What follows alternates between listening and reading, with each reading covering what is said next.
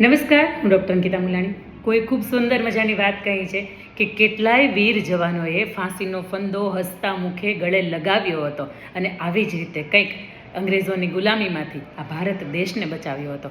આજે 11 ઓગસ્ટ અને 11 ઓગસ્ટ કદાચ આપણા માટે સામાન્ય હોઈ શકે છે, પરંતુ 11 ઓગસ્ટ 1908ની વાત કરીએ તો આવો એક એવા વીર જવાન, એક એવા શહીદ વીરની વિશે મારે આપની વચ્ચે વાત કરવી છે કે જેને કદાચ આ ભારત વર્ષે ઓછો આંક્યો છે. આજે એ બાળકને, આજે એ વ્યક્તિને આખું વિશ્વ ગર્વભેર યાદ કરી શકે એવો સુંદર મજાનો દિવસ એટલે આજનો દિવસ. એક સમય હતો કે જ્યારે અંગ્રેજોની અંદર, એની ગુલામીની અંદર ભારત વર્ષ છે એ બંધાયેલો હતો અને આવા સમયગાળાની અંદર બંગાળની અંદર જન્મેલો ખુદીરામ બોઝ નાનપણથી અન્યાય કોને કહેવાય એ જોતો આવ્યો હતો. અને એ સમયના બંગાળના જજ એટલે કિંગ્સફોર્ડ, અને કિંગ્સફોર્ડને જ્યારે ભારતીયોને સજા આપવાનું હોય ત્યારે એમનો વાંક હોય કે ન હોય, પરંતુ 3 ગણી 2 ગણી વધારે સજા આપે. એમને કારણકાજ વગરના ઘોડા છે એમની પાછળ રેસ લગાવવાનું કરે, કેટલી બધી પ્રકારની સજાઓ કે કિંગ્સફોર્ડ હસતા મુખે આપતો. અને નાનપણથી પોતાના મિત્ર ખુદીરામ બોઝ અને એમના મિત્ર પ્રકાશભાઈ બંને સાથે મળીને એવું વિચારતા કે આ અન્યાયનો જવાબ એની ભાષામાં આપણે આપવો છે. અને આ વાતને ધ્યાનમાં રાખીને બરાબર એ નાની વયની અંદર પોતે બોમ્બ બ્લાસ્ટ છે એ કરે છે. કિંગ્સફોર્ડની ઘોડાગાડી નીકળે અને પોતે બોમ્બ છે પોતાના મિત્રની સાથે એ બોમ્બ એની ઉપર ફોડે છે. પરંતુ જોગાનું જોગ, સંજોગવશાત એવું બને છે કે એ ઘોડાગાડીની અંદર કિંગ્સફોર્ડ હોતા નથી. કિંગ્સફોર્ડ નથી હોતા, જેના કારણે એ તો બચી જાય છે, પરંતુ એ દુર્ઘટનાની અંદર અંગ્રેજોની 2 મહિલા હોય કે જે નિર્દોષ હોય એ મૃત્યુ પામે છે.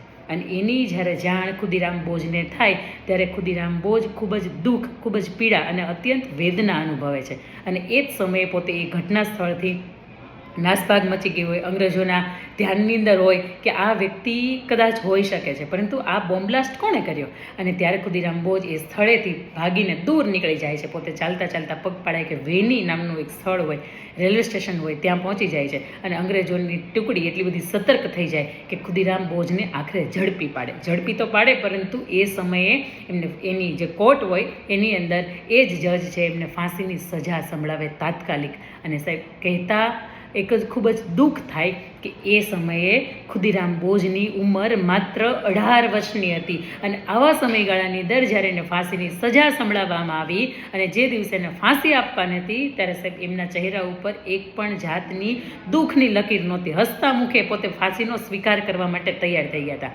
અને ત્રૈલોક્યનાથ અને લક્ષ્મીદેવીના સુપુત્ર ખુદીરામ બોઝ જ્યારે એનો ફાંસીનો ફંદો એના ગળાની અંદર પહેરાવવામાં આવ્યો હતો ત્યારે સાહેબ જમણા હાથની અંદર પોતે ભારત વર્ષનો એક ધર્મગ્રંથ એટલે શ્રીમદ ભગવદ્ ગીતા અને મુખની અંદરથી એક જ નામ વંદે માતરમ ભારત માતા કી જય, આ સાથે પોતે ફાંસીના ફંદા ઉપર હસતા મુખે પોતે ચડી ગયા હતા. અને આવા વીરને વર્ષોથી કદાચ આપણે ભૂલી ગયા હશે. આવો એ 1908ની અંદર 11 ઓગસ્ટે બનેલી ઘટના થકી આપણે મારે એ કહેવું છે કે ભારત વર્ષના આવા વીર જવાનો હતા કે જેના કારણે આપણને આજ ખૂબ સુંદર મજાની આઝાદી છે એનો લાવો આપણને મળી રહ્યો છે. પરંતુ એના માનની અંદર પશ્ચિમ બંગાળની વિધાનસભાની અંદર એમના પરિસરની અંદર ખુદીરામ બોઝનું શહીદ સ્મારક છે. એ પછી દિલ્હીના મેટ્રો સ્ટેશન લઈ લો, કોલકાતાની કોલેજ લઈ લો, ત્યાં સુધી કે સુરતની અંદર મગોબની અંદર એમના નામની લાઇબ્રેરી છે, સુરતની અંદર શાળા ક્રમાંક 42 એમના નામનો છે, ને સુરતની અંદર કેટલાય ઉદ્યાનો છે, ભારત વર્ષની અંદર કેટલા બધા ઉદ્યાનો છે, કેટલા બધા રોડ રસ્તાઓ છે,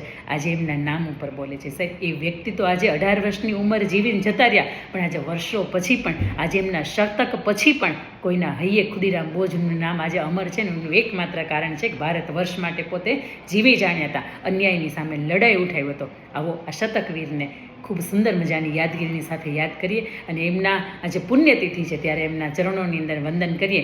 અમારા તરફથી તમને હજારો ભારતવાસીઓ અને હજારો રાષ્ટ્રપ્રેમી ભક્તો તરફથી અમારા આપના ચરણોની અંદર નમન છે. ભારત માતા કી જય.